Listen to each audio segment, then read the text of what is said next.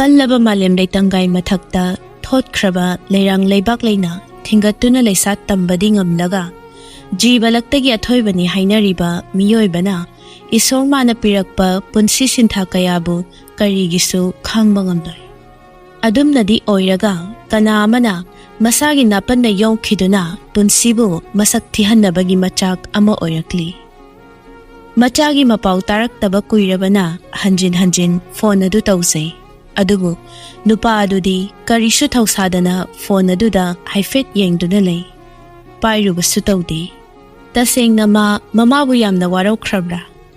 ꯑꯁꯨꯝꯅ ꯂꯩꯔꯤꯉꯩ ꯐꯣꯟ ꯑꯗꯨꯁꯨ ꯇꯠꯈ꯭ꯔꯦ꯫ ꯕꯤꯅꯥ ꯃꯆꯥꯕꯨ ꯈꯖꯤꯛ ꯋꯥꯔꯧꯖꯅ ꯃꯄꯨꯔꯣꯏꯕꯗ ꯑꯣꯟꯁꯤꯜꯂꯛꯏ꯫ ꯑꯁꯨꯛ ꯌꯥꯝꯅ ꯉꯥꯡꯅꯕ ꯋꯥꯕ ꯃꯆꯥꯁꯤꯕꯨ ꯀꯔꯝꯕ ꯃꯆꯥꯅꯣ ꯈꯪꯗꯦ ꯋꯥꯅꯤ꯫ ꯏꯆꯥ ꯑꯃꯈꯛꯇꯪ ꯄꯣꯛꯄꯗ ꯁꯤ ꯌꯧꯅ ꯋꯥꯔꯁꯤꯅꯗꯤ ꯌꯥꯝꯅ ꯄꯣꯛꯅꯔꯤꯕ ꯃꯣꯏꯗꯤ ꯀꯃꯥꯏꯅ ꯇꯧꯔꯝꯒꯅꯤ ꯈꯜꯂꯨꯕꯗ ꯃꯝꯃꯤ꯫ ꯃꯪꯂꯦꯝꯁꯨ ꯃꯥꯒꯤ ꯅꯨꯄꯤꯒꯤ ꯆꯤꯟꯗꯨ ꯃꯥꯟꯅꯕ ꯇꯟꯕꯒꯤꯔꯥ ꯇꯁꯦꯡꯅꯕꯨ ꯇꯥꯗ꯭ꯔꯤꯕ꯭ꯔꯥ ꯍꯣꯏ ꯃꯥꯏ ꯀꯩꯝꯇ ꯍꯥꯏꯗ ꯐꯣꯟ ꯑꯗꯨꯗ ꯀꯩꯀꯩꯅꯣ ꯇꯨꯃꯤꯟ ꯌꯦꯡꯗꯨꯅ ꯂꯩ꯫ ꯃꯇꯧ ꯑꯗꯨꯗ ꯕꯤꯅꯥꯗꯨ ꯁꯧ ꯁꯧ ꯂꯥꯎꯕ ꯈꯣꯟꯖꯦꯜꯗ ꯑꯗꯨꯃꯛ ꯋꯥꯗꯨ ꯃꯈꯥ ꯇꯥꯔꯛꯂꯝꯃꯤ꯫ ꯃꯣꯏꯕꯥ ꯀꯔꯤꯅꯣꯅꯦ? ꯅꯆꯥꯅꯨꯄꯥꯅ ꯆꯠꯈꯤꯕꯗꯣ ꯊꯥ 3-4ꯗꯤ ꯍꯥꯏꯔꯛꯑꯝꯃꯅꯤ꯫ ꯃꯄꯥ ꯑꯃ ꯑꯣꯏꯅ ꯅꯣꯡꯃꯇꯁꯨ ꯐꯣꯟ ꯇꯧꯕꯤꯔꯒ ꯀꯔꯤ ꯆꯥꯔꯤ ꯀꯔꯤ ꯊꯛꯏ ꯇ꯭ꯔꯦꯅꯤꯡꯗꯨꯅ ꯀꯃꯥꯏ ꯇꯧꯏ ꯍꯥꯏꯗꯅ ꯈꯤꯇꯁꯨ ꯍꯪꯕꯤꯌꯨꯗꯅ꯫ ꯅꯨꯃꯤꯠ ꯆꯨꯞꯄꯒꯤ ꯐꯣꯟ ꯑꯃ ꯄꯥꯏꯁꯤꯜꯂꯒ ꯃꯪꯗꯅ ꯑꯗꯨꯝ ꯂꯩꯔꯤꯗꯨꯕꯨ ꯀꯃꯥꯏꯅ ꯇꯧꯔꯤꯕꯖꯥꯠꯅꯣ? ꯍꯥꯏ, ꯑꯩꯅ ꯇꯧꯔꯤꯕꯁꯦ ꯊꯕꯛꯅꯤꯅꯦ, ꯅꯪꯅ ꯀꯔꯤ ꯈꯪꯒꯦ? ꯍꯧꯖꯤꯛꯁꯨ ꯍꯜꯂꯛꯄꯇ ꯉꯥꯏꯔꯤꯕꯁꯦ ꯅꯪꯁꯨ ꯈꯪꯉꯤꯕ ꯅꯠꯇ꯭ꯔꯣ? ꯑꯩꯕꯨ ꯃꯥꯒ ꯋꯥꯔꯤ ꯁꯥꯟꯅꯕꯒꯤ ꯃꯇꯝ ꯐꯪꯕ꯭ꯔꯕ? ꯅꯣꯡꯉꯥꯟꯕꯗꯒꯤ ꯊꯕꯛ ꯆꯠꯄꯗꯨꯅ ꯅꯨꯃꯤꯠ ꯇꯥꯔꯒ ꯍꯜꯂꯛꯏꯕꯅꯤ꯫ ꯁꯤꯗꯕꯨ ꯀꯔꯝꯕ ꯃꯇꯝꯗ ꯃꯥꯒ ꯋꯥꯔꯤ ꯁꯥꯟꯅꯒꯗꯧꯔꯤꯕꯅꯣ? ꯅꯪꯁꯨ ꯃꯃꯥꯅꯤ, ꯑꯩꯉꯣꯟꯗ ꯑꯃꯨꯛ ꯍꯥꯏꯗ꯭ꯔꯁꯨ ꯐꯣꯟꯗꯣ ꯀꯣꯛ ꯇꯧꯔꯒ ꯍꯪꯕ ꯀꯩꯗꯧꯒꯦ? ꯑꯔꯦꯝꯕꯗꯅꯦ ꯏꯔꯥꯡ ꯁꯥꯒꯠꯀꯅꯨꯀꯣ꯫ ꯐꯣꯟ ꯇꯧꯋꯦ, ꯑꯗꯨꯕꯨ ꯅꯆꯥꯅꯨꯄꯥꯗꯣ ꯃꯅꯨꯡ ꯌꯥꯝꯅ ꯀꯜꯂꯤ꯫ ꯀꯅꯥꯕꯨ ꯂꯧꯕꯅꯣ ꯈꯪꯗꯦ꯫ ꯃꯥꯒꯤ ꯐꯅꯕ ꯋꯥ ꯈꯔ ꯍꯥꯏꯔꯨꯕꯒꯤ ꯑꯣꯏꯔ ꯃꯥꯜꯂꯦ ꯐꯣꯟꯒ ꯁꯨꯡꯄꯥꯏ ꯄꯥꯏꯕꯤꯔꯛꯇ꯭ꯔꯦ꯫ ꯃꯪꯂꯦꯝ ꯃꯥꯒꯤ ꯅꯨꯄꯤꯅ ꯌꯥꯝꯅ ꯅꯨꯡꯉꯥꯏꯇꯅ ꯄꯦꯔꯤ ꯄꯦꯔꯤ ꯄꯥꯎ ꯇꯝꯖꯔꯛꯄꯗꯨ ꯎꯕꯗ ꯃꯥ ꯌꯥꯝꯅ ꯅꯣꯛꯅꯤꯡꯂꯤꯔ ꯃꯥꯜꯂꯦ꯫ ꯃꯥꯏꯊꯣꯡꯗ ꯅꯣꯛꯃꯤ ꯇꯧꯗꯨꯅ ꯀꯗꯥꯏꯗꯒꯤ ꯄꯥꯏꯔꯅꯤꯒꯦ? ꯅꯪꯅꯗꯤ ꯃꯥꯒꯤ ꯑꯄꯥꯝꯕ ꯈꯨꯗꯤꯡ ꯗꯨꯔꯖꯗꯣꯟ ꯁꯥꯗꯅ ꯑꯗꯨꯝ ꯊꯨꯒꯥꯏꯔꯒ ꯂꯩꯔꯦ꯫ ꯑꯩꯕꯨꯅꯦ ꯗꯨꯔꯖꯗꯣꯟꯒ ꯆꯥꯡꯗꯝꯅꯕꯤꯔꯛꯀꯅꯨ꯫ ꯁꯤꯕꯨ ꯃꯥꯒꯤ ꯐꯠꯇꯅꯕ ꯍꯥꯏꯕ꯭ꯔꯣ? ꯃꯇꯝ ꯂꯩꯕ ꯈꯤꯕꯤꯛꯇ ꯅꯣꯏ ꯅꯄꯥꯅ ꯆꯥꯅ ꯑꯩꯁꯦ ꯇꯣꯉꯥꯟꯅ ꯍꯦꯛꯇ ꯇꯥꯍꯟꯅꯕ ꯁꯤꯜꯂꯤꯁꯦ ꯀꯩꯒꯤꯅꯣ? ꯃꯀꯣꯛꯇꯤ ꯃꯣꯏꯕꯥꯅꯦ꯫ ꯅꯪꯅ ꯅꯨꯄꯤ ꯃꯆꯥꯗꯣ ꯄꯥꯝꯗꯦ ꯍꯥꯏꯔꯤ ꯅꯠꯇ꯭ꯔꯣ? ꯁꯤꯕꯨ ꯑꯩ ꯈꯛꯇꯅ ꯍꯥꯏꯕ꯭ꯔꯣ? ꯍꯣꯏꯁꯦ, ꯑꯩꯅꯦ ꯍꯧꯖꯤꯛ ꯐꯣꯟ ꯇꯧꯒꯦ, ꯑꯗꯨꯒ ꯄꯥꯏꯔꯛꯄ꯭ꯔꯥ ꯍꯦꯛ ꯌꯦꯡꯉꯁꯤ꯫ ꯑꯁꯤ ꯍꯥꯏꯔꯒ ꯃꯪꯂꯦꯝ ꯃꯆꯥꯅꯨꯄꯥꯗ ꯀꯣꯜ ꯇꯧꯁꯤꯜꯂꯤ꯫ ꯀꯨꯏꯗꯦ ꯄꯥꯔꯤꯁꯨ ꯐꯣꯟ ꯑꯗꯨ ꯁꯠ ꯄꯥꯏꯔꯛꯇꯨꯅ ꯍꯜꯂꯣ ꯕꯕꯥ, ꯀꯩ ꯂꯩꯔꯒꯦ? ꯀꯩꯁꯨ ꯂꯩꯇꯦꯗ, ꯏꯆꯥꯒꯤ ꯈꯣꯟꯖꯦꯜ ꯇꯥꯗꯕ ꯀꯨꯏꯔꯦ ꯍꯥꯏꯗꯅꯅꯦ ꯁꯨꯝ ꯇꯧꯔꯛꯄꯅꯤ꯫ ꯅꯠꯇꯦ, ꯅꯪꯕꯨ ꯇ꯭ꯔꯦꯅꯤꯡꯗꯨꯕꯨ ꯀꯃꯥꯏ ꯇꯧꯒꯦ? ꯌꯥꯝꯅ ꯋꯥꯕ꯭ꯔꯥꯕ? ꯋꯥꯗꯦꯗ, ꯍꯣꯏ ꯇ꯭ꯔꯦꯅꯤꯡꯅꯤꯅ ꯋꯥꯗꯦ ꯍꯥꯏꯕꯗꯤ ꯌꯥꯔꯣꯏ, ꯈꯔꯗꯤ ꯑꯗꯨꯝ ꯋꯥꯕꯖꯥꯠꯅꯤ꯫ ꯐꯔꯦ, ꯅꯨꯄꯥ ꯃꯆꯥꯅꯤ, ꯆꯪꯉꯨꯔꯕꯅꯤꯅꯅꯦ ꯄꯨꯝꯅꯃꯛꯇꯣ ꯈꯥꯡꯕ ꯇꯥꯕꯅꯤ꯫ ꯍꯣꯏ ꯕꯕꯥ꯫ ꯂꯣꯏꯒꯗꯕꯁꯨ ꯀꯨꯏꯁꯜꯂꯛꯇ꯭ꯔꯦꯗꯅ, ꯅꯪꯅ ꯋꯥꯒꯦꯅ ꯋꯥꯕꯗ ꯊꯥ ꯑꯃꯃꯨꯛꯇ ꯉꯥꯏꯁꯤꯜꯂꯛꯑꯦꯗꯅ꯫ ꯆꯥꯕ ꯊꯛꯄꯗꯤ ꯀꯃꯥꯏ ꯇꯧꯏ? ꯑꯗꯨꯝ ꯌꯥꯕ꯭ꯔꯕ? ꯍꯋꯥꯏꯅꯕꯨ ꯑꯌꯥꯝꯕ ꯆꯥꯔꯝꯃꯅꯤꯅꯦ꯫ ꯍꯋꯥꯏꯅ ꯑꯌꯥꯝꯕ ꯆꯥꯏꯌꯦ, ꯑꯗꯨ ꯑꯣꯏꯔꯁꯨ ꯃꯌꯥꯝ ꯄꯨꯟꯅ ꯆꯥꯕꯅꯤꯅ ꯑꯗꯨꯝ ꯍꯥꯎꯋꯤꯗ꯫ ꯃꯔꯛ ꯃꯔꯛꯇꯁꯨ ꯃꯣꯏꯅ ꯁꯥ ꯉꯥ ꯐꯖꯅ ꯄꯤꯖꯩꯌꯦ, ꯑꯗꯨꯒꯤꯗꯤ ꯀꯩꯁꯨ ꯊꯣꯏꯗꯣꯛꯄ ꯆꯥꯕ ꯌꯥꯗꯕ ꯇꯧꯗꯦꯗ꯫ ꯐꯔꯦ, ꯆꯥꯡ ꯅꯥꯏꯅ ꯇꯨꯝꯕ, ꯆꯥꯡ ꯅꯥꯏꯅ ꯆꯥꯕ ꯇꯧꯒꯗꯕꯅꯤꯀꯣ, ꯅꯁꯥ ꯁꯣꯛꯍꯟꯕ ꯌꯥꯕ ꯅꯠꯇꯦ꯫ ꯍꯣꯏ ꯕꯕꯥ꯫ ꯑꯇꯩ ꯂꯥꯏꯔꯤꯅꯦ, ꯅꯪꯕꯨ ꯅꯃꯥꯅ ꯐꯣꯟ ꯇꯧꯕꯗ ꯁꯨꯄꯥꯏ ꯄꯥꯏꯔꯛꯇꯦ ꯍꯥꯏꯔꯤꯁꯤꯕꯨ ꯀꯩꯗꯧꯔꯕꯒꯦ? ꯄꯥꯔꯤꯗꯨ ꯍꯥꯟꯅꯅ ꯋꯥꯍꯪꯗꯨ ꯍꯪꯉꯛꯀꯅꯤ ꯈꯪꯈ꯭ꯔꯕꯅꯤ꯫ ꯑꯗꯨꯅ ꯀꯔꯤ ꯈꯨꯝꯁꯤꯒꯦ ꯍꯥꯏꯅ ꯏꯛ-ꯑ ꯇꯧꯔꯤꯉꯩ ꯃꯄꯥꯅ ꯋꯥꯗꯨ ꯃꯈꯥ ꯁꯝꯊꯔꯛꯏ꯫ ꯌꯦꯡꯉꯣꯏ, ꯑꯗꯨꯝꯅ ꯇꯧꯒꯅꯨ꯫ ꯃꯃꯥ ꯃꯄꯥꯅ ꯃꯆꯥꯕꯨ ꯐꯠꯇꯅꯕ ꯀꯩꯗꯧꯅꯨꯡꯗ ꯁꯤꯟꯗꯕꯅꯤꯀꯣ꯫ ꯕꯥꯞ ꯇꯥꯎꯅꯦ ꯅꯪꯕꯣ, ꯐꯔꯁꯨ ꯐꯠꯇ꯭ꯔꯕꯁꯨ ꯅꯃꯥꯅꯤꯅꯦ꯫ ꯑꯗꯨꯅꯅꯦ ꯃꯇꯨꯡꯗ ꯐꯣꯟ ꯇꯧꯔꯛꯄꯗ ꯑꯗꯨꯝ ꯄꯥꯏꯒꯗꯕꯅꯤꯀꯣ꯫ ꯈꯤꯇꯗꯅꯦ ꯅꯃꯥꯁꯦ ꯃꯕꯨꯡ ꯅꯨꯡꯁꯤꯈꯤꯅꯤ꯫ ꯇꯥꯕ꯭ꯔꯥ ꯏꯄꯥꯅ ꯍꯥꯏꯔꯤꯕꯁꯦ? Parido mapana hairiba mayamdo ma monna tai. Khumbasu taude. Achumba haibada karamnadi khungani. Mamana mangonda phone tawrakhiba adu masing fanadi yawnkhibani. Nungshidabagi paidabasu natte. Tasengna ma kharadi waraukhibani. Mangonda ngangbagi saubasu natte. Adubu maral suklei leijadaba icham jamjabi adugi sumathakta mana thawaidagi suhena luna khanjariba misak amada adumna hekta ngangbadu ma tasengna yaningde. Adubu pumnamak adu phazilaga. Hoi baba.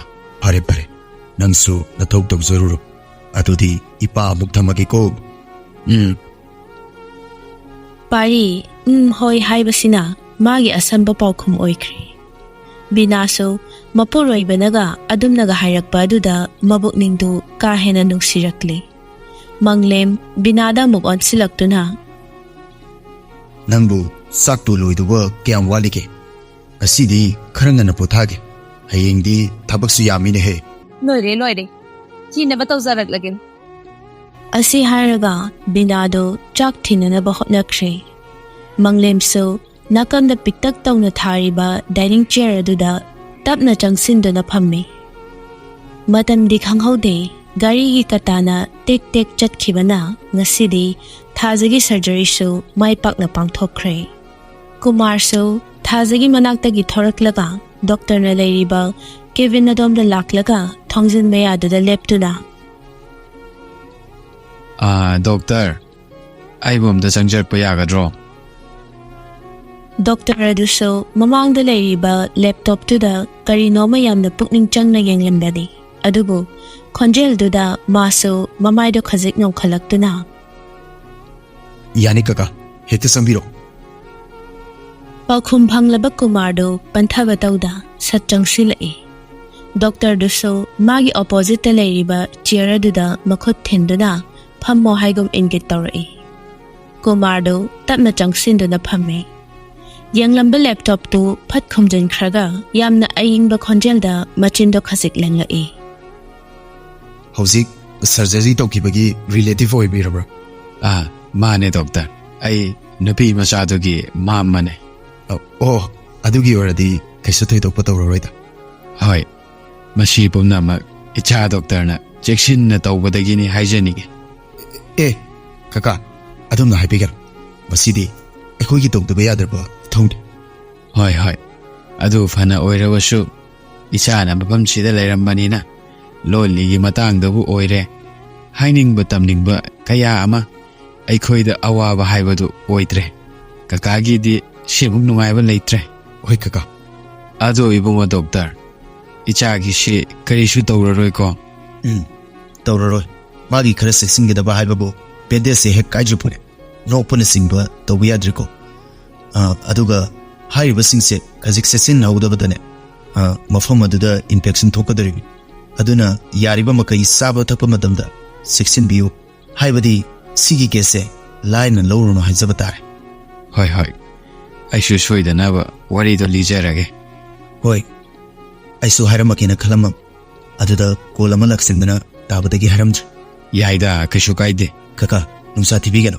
Mayam sibungane hiksaniba makaidine. Kui horoida. Adum tap na farakani. Yamabada vitarani ngare. Adudai dedum yumda laibi yaranida. Yam nungaijare.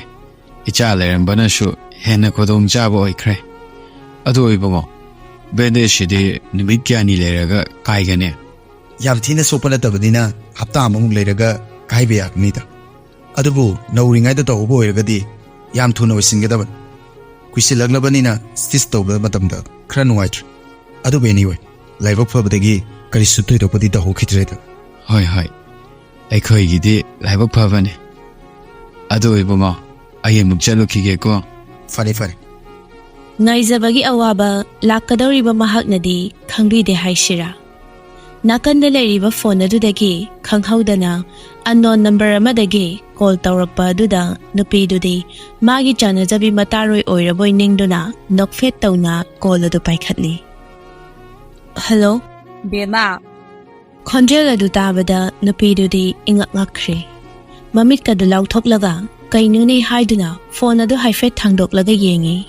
ꯑꯗꯨꯕꯨ ꯀꯨꯏꯗꯦ ꯃꯅꯥꯀꯣꯡꯗ ꯑꯃꯨꯛ ꯐꯠ ꯊꯥꯡꯖꯤꯟꯗꯨꯅ egg ꯑꯥ ꯇꯧꯅ ꯈꯨꯝꯂꯛꯂꯝꯃꯤ꯫ ꯀꯅꯥ ꯑꯣꯏꯕꯤꯔꯕꯅꯣ? ꯕꯦꯃꯥ, ꯑꯩꯅꯦ, ꯏꯗꯣꯝꯆꯥ ꯊꯥꯔꯤꯛꯅꯦ, ꯅꯪꯕꯨ ꯈꯪꯖꯕꯣ? ꯀꯩꯅꯣꯅꯦ, ꯁꯣꯝꯒꯤꯁꯦ ꯃꯤ ꯑꯣꯟꯅꯔꯝꯒꯅꯤꯌꯦ, ꯑꯩ ꯚꯥꯞ ꯇꯥꯕ ꯉꯝꯖꯗ꯭ꯔꯦ꯫ ꯀꯩꯅꯣꯅꯦ ꯍꯥꯏꯁꯤꯕꯣ? ꯃꯥꯅꯗꯤ ꯅꯍꯥꯟ ꯁꯤꯒꯤ ꯅꯝꯕꯔꯁꯤꯗ ꯄꯥꯎ ꯐꯥꯎꯅꯁꯦꯅ ꯄꯤꯔꯛꯄꯅꯤꯅꯦ꯫ ꯀꯃꯥꯏꯅ ꯇꯧꯔꯤꯖꯥꯠꯅꯣ? ꯑꯩꯕꯨ ꯁꯤꯔꯝꯗꯧꯗꯤ ꯃꯥꯟꯗꯦꯗ꯫ ꯅꯨꯄꯤꯗꯨ ꯍꯧꯖꯤꯛꯇꯗ ꯊꯥꯖ ꯆꯠꯂꯝꯗꯥꯏꯗ ꯃꯥꯒꯤ ꯅꯝꯕꯔ ꯄꯤꯈꯤ ꯍꯥꯏꯕꯗꯨ ꯈꯪꯅꯤꯡ ꯅꯤꯡꯁꯤꯡꯂꯛꯇꯨꯅ ꯍꯥꯊꯨ ꯍꯥꯊꯨ ꯄꯥꯎꯈꯨꯝꯗꯣ ꯄꯤꯅꯕ ꯍꯣꯠꯅꯔꯛꯏ꯫ ꯁꯣꯝꯅ ꯍꯥꯏꯕꯤꯔꯤꯁꯤꯕꯨ ꯊꯥꯖ ꯑꯣꯏꯕꯤꯔꯕ꯭ꯔꯥ? ꯃꯥꯅꯦ ꯃꯥꯅꯦ, ꯊꯥꯖꯕꯅꯦ꯫ ꯑꯩ ꯉꯁꯥꯏꯈꯩ ꯚꯥꯞ ꯑꯣꯏꯔꯨꯗ꯭ꯔꯦꯅꯦ, ꯁꯥꯎꯕꯤꯅꯨꯀꯣ꯫ ꯍꯣꯏ, ꯊꯥꯖꯅ ꯆꯠꯂꯝꯗꯥꯏꯗꯕꯨꯗꯤ ꯅꯝꯕꯔꯁꯦ ꯄꯤꯈꯤ ꯍꯥꯏꯔꯝꯕꯅꯦ, ꯑꯩꯅ ꯀꯥꯎꯊꯣꯛꯂꯨꯔꯕ꯫ ꯌꯥꯏꯗ ꯌꯥꯏꯗ, ꯀꯩꯁꯨ ꯀꯥꯏꯗꯦ꯫ ꯑꯗꯣ ꯏꯕꯦꯝꯃ, ꯏꯕꯦꯝꯃꯅ ꯀꯅꯥꯅꯣ? ꯁꯤꯕꯨ ꯃꯥꯒꯤ ꯅꯠꯇꯕ꯭ꯔꯣ? ꯏꯅꯦ, ꯑꯩꯅ ꯊꯥꯖꯒꯤ ꯃꯃꯥꯟꯅꯕꯤꯅꯦ꯫ ꯃꯥꯒꯤ ꯐꯣꯟꯗꯣ ꯏꯁꯤꯡꯗ ꯇꯥꯕꯗꯒꯤ ꯌꯥꯈꯤꯗ꯭ꯔꯦ꯫ ꯏꯍꯦ, ꯅꯍꯥꯟꯅ ꯌꯥꯗꯦ ꯈꯪꯉꯝꯃꯗꯤ ꯐꯣꯟ ꯑꯃ ꯐꯣꯛ ꯂꯩꯒꯗꯕꯗꯣ ꯈꯪꯍꯧꯗ꯭ꯔꯦꯗꯅ꯫ ꯑꯣꯟꯊꯣꯛꯅ ꯅꯨꯡꯉꯥꯏꯈꯤꯗ꯭ꯔꯦꯗ꯫ ꯑꯗꯨꯗꯤ ꯏꯕꯦꯝꯃ, ꯅꯪꯒꯁꯤ ꯄꯥꯎ ꯐꯥꯎꯅꯔꯝꯃꯔꯣꯏꯅꯦ?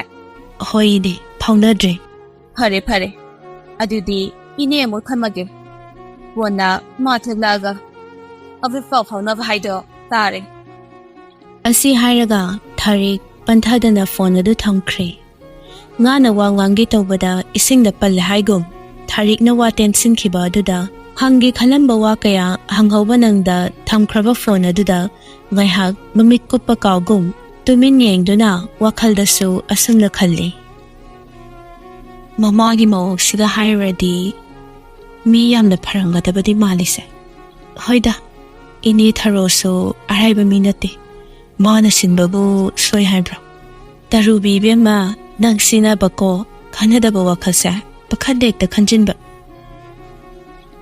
ꯍꯧꯖꯤꯛꯇꯤ ꯊꯥꯅꯁꯨ ꯃꯃꯥꯏꯗꯨ ꯇꯞꯅ ꯇꯞꯅ ꯐꯒꯠꯂꯛꯂꯦ꯫ ꯐꯣꯠꯈꯤ ꯍꯥꯏꯕꯒꯤ ꯊꯣꯏꯅ ꯐꯤꯕꯝ ꯁꯣꯛꯄ ꯎꯗꯦ꯫ ꯃꯃꯤ ꯁꯥꯃꯤ ꯗꯥꯛ ꯈꯔ ꯂꯩꯔꯤꯗꯨ ꯅꯠꯇꯅ ꯑꯗꯨꯁꯨ ꯍꯤꯗꯥꯛ ꯒꯨꯂꯤꯅ ꯐꯅꯅꯕ ꯀꯟꯅ ꯍꯣꯠꯅꯔꯤ꯫ ꯌꯥꯝꯅ ꯆꯦꯛꯁꯤꯟꯅ ꯐꯣꯠꯄꯅꯔ ꯀꯥ ꯍꯦꯟꯅ ꯃꯁꯥ ꯅꯥꯟꯅ ꯎꯏ꯫ ꯍꯥꯟꯅ ꯃꯃꯥꯏ ꯈꯨꯝꯃꯤꯉꯩꯗꯗꯤ ꯊꯣꯏꯗꯣꯛꯅ ꯃꯥꯒꯤ ꯐꯖꯕꯗꯨ ꯀꯥ ꯍꯦꯟꯅ ꯈꯪꯉꯨꯗꯕꯅꯤ, ꯑꯗꯨꯕꯨ ꯉꯁꯤꯗꯤ ꯃꯌꯦꯛ ꯁꯦꯡꯅ ꯐꯖꯕꯤ ꯍꯥꯏꯕꯗꯨ ꯑꯣꯏꯔꯦ꯫ ꯀꯅꯥꯅꯁꯨ ꯃꯥꯕꯨ ꯃꯁꯛ ꯈꯪꯒꯅꯤ ꯊꯥꯖꯗ꯭ꯔꯤ꯫ ꯀꯨꯃꯥꯔ ꯃꯈꯨꯠꯇ ꯕꯣꯛꯁ ꯃꯆꯥ ꯑꯃ ꯄꯥꯏꯗꯨꯅ ꯊꯔꯣꯒ ꯇꯨꯡꯗ ꯃꯥꯡꯗ ꯇꯧꯗꯨꯅ ꯊꯥꯖꯅ ꯂꯩꯔꯤꯕ ꯔꯨꯝꯗꯨ ꯇꯝꯅ ꯄ꯭ꯔꯞ ꯄ꯭ꯔꯞ ꯂꯥꯛꯂꯒ ꯐꯃꯨꯡ ꯃꯆꯤꯗꯨꯗ ꯀꯤꯠ ꯐꯝꯊꯗꯨꯅ ꯋꯥꯍꯩ ꯈꯔ ꯍꯥꯏꯔꯛꯏ꯫ ꯏꯕꯦꯝꯃ, ꯁꯦꯁꯦ, ꯄꯥꯏꯁꯤꯜꯂꯣ꯫ ꯅꯣꯃꯥ, ꯁꯤꯕꯨ ꯀꯩꯅꯣ? ꯍꯥꯡꯗꯣꯛꯑꯒ ꯌꯦꯡꯉꯤꯗꯅ꯫ ꯌꯦꯡꯉꯨ ꯌꯦꯡꯉꯨ꯫ ꯊꯥꯖ ꯊꯤꯟꯊꯗꯅ ꯕꯣꯛꯁ ꯑꯗꯨ ꯍꯥꯡꯗꯣꯛꯇꯨꯅ ꯌꯥꯝꯅ ꯊꯨꯅ ꯌꯦꯡꯅꯕ ꯍꯣꯠꯅꯩ, ꯑꯗꯨꯕꯨ ꯌꯥꯎꯔꯝꯂꯤꯕ ꯄꯣꯠꯇꯨ ꯎꯕꯗ ꯆꯤꯝꯕꯥꯜꯗ ꯅꯣꯛꯐꯦꯠ ꯇꯧꯗꯨꯅ, ꯑꯌꯥ, ꯅꯣꯃꯥ, ꯁꯤꯕꯨ ꯑꯩꯒꯤꯔꯣ?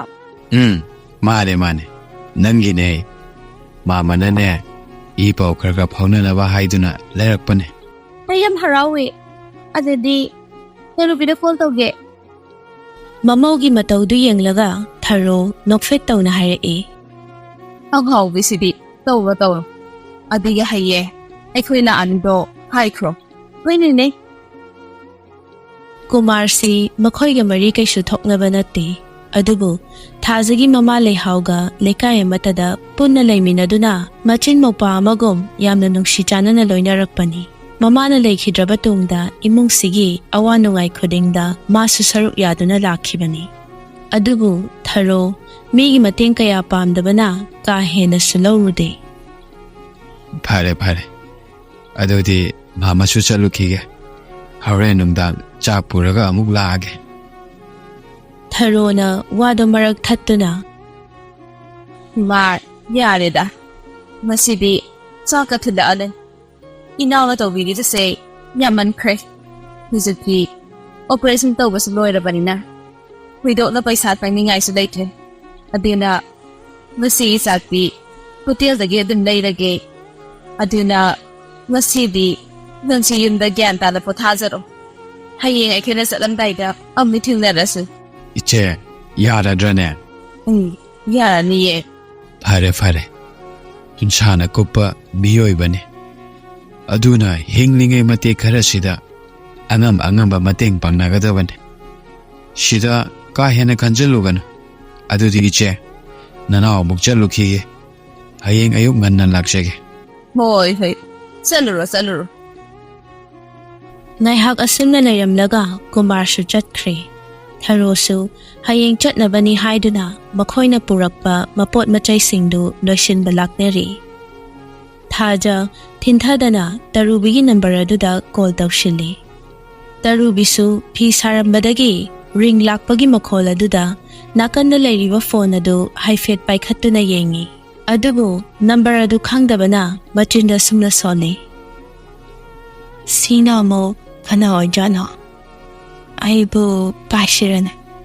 Oida pairaga yengoge. Asi hairaga Tarubi phone da tapna paikhatli. Hello? Tarubi. Khonjel adu khanglabana Tarubi maithong na momo noktuna. Lupia. How? Nangbu surgery to balorabo. Noire. Adudi karam kanda tholaktoino. Nang leitabase. Aine ngawraga chatoribo. Hui bema. Nangna ngawde na ngawrabada. Ngasi ahingse mangairi. Hayengdagi aina adabane.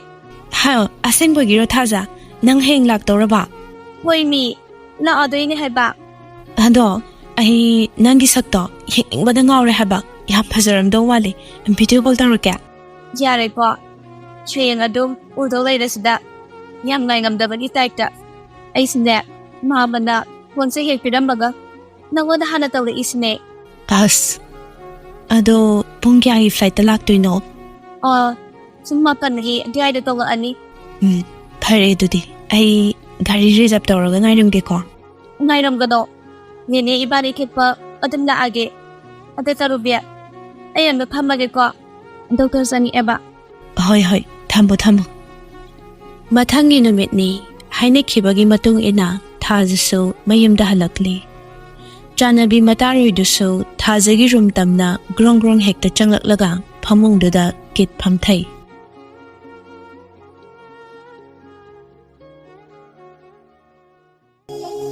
Story Collection channel asibu like, share, subscribe, comment sungsoi soidana tawbiramo. Soi khilan khiba yarabasu viewers khudingmak na ngakpi.